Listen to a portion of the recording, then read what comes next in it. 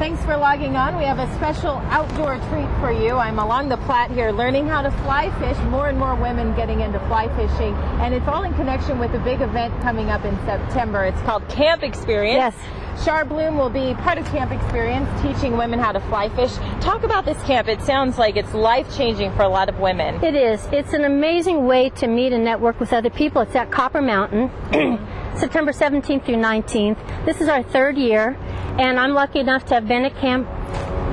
This will be my third year since the beginning of it, and it's just a great way to network, have spa treatments, go do outdoor activities like fly fishing, hiking, golf, and also then there are a lot of seminars. So for people in business, there's seminars on improving your business and financing, just everything a woman could want while she gets together with 250 other women. Yeah, and take a break from the kids and feel empowered. Right. And connect with nature too. You were saying yes. That's one great part about fly fishing. You've been doing this for 10 years. This is my first time.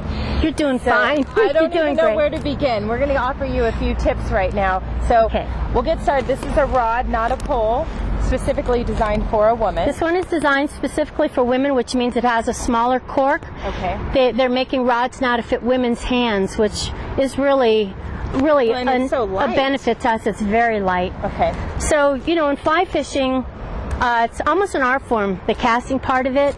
But fly fishing to me is a lot more than just catching a fish. Sure. It's the whole experience of being out here. There's actually a zen quality to it. Standing in the water, it's a very sensory sport. Yeah. So you're seeing it, smelling it. If you're in the water, you're feeling the resistance. But likewise, if your goal is to catch a fish, if you don't know how to cast, it's going to be very difficult. Yeah, I think you'll be much more likely to be tangled up. For me right now, but so, let me get down the casting part. Okay, let's put this rod in your other hand for just a minute and take this hand, okay? So we're going to pretend there's like a table with a telephone on it right here. Because since we're girls, we all know how to answer the phone, right? Oh, yes. Okay. Hello? And see that motion right there? That's perfect. Okay. So when you stop, your thumb is kind of pointing up to 1 or 2 o'clock, no further back. Okay. Okay? So stop it where you would the telephone. Yes. Hello, hello, hello, which is about the timing of 1, 2, 3. Okay. And then as you come forward, just think about slamming that phone back down. Okay, so you need to pause there and then slam it down. As so if you've you're mad at that phone call. Yeah. Okay. We've all been there too, right? We have. Okay, so you're going to put a real power snap into it right here. Come to an abrupt stop. Count either 1, 2, 3, hello, hello, hello, whatever timing works for you. And then you're going to put more energy into it coming down. Okay. Now this line here, I noticed you're always going to be holding some line in your left. Oh, okay. If you're right-handed, you're going to hold your rod in your right hand and hold line in your left hand. Okay. Okay. I'm right-handed, so. Okay. And let me get a little bit of distance between us so we don't tangle up. So here's what it looks like, Crystal. Okay. We're going to lift up slowly to about 10 o'clock if you had a clock face over here. Okay.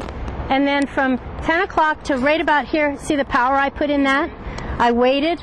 So, I mean, I've waited too long just for the demonstration, sure. But it's going to be to like 1, 2, 3, hello, hello, hello, whatever you can trigger, you know, for that timing. And then you come forward hard again and stop either 10 o'clock or kind of parallel to the water. Okay. And then you gently lower it again. Okay, so start with it low. Start with it low. All the way down. All the way down. Okay. Slowly to 10 o'clock. Now snap it like you're going to answer the phone.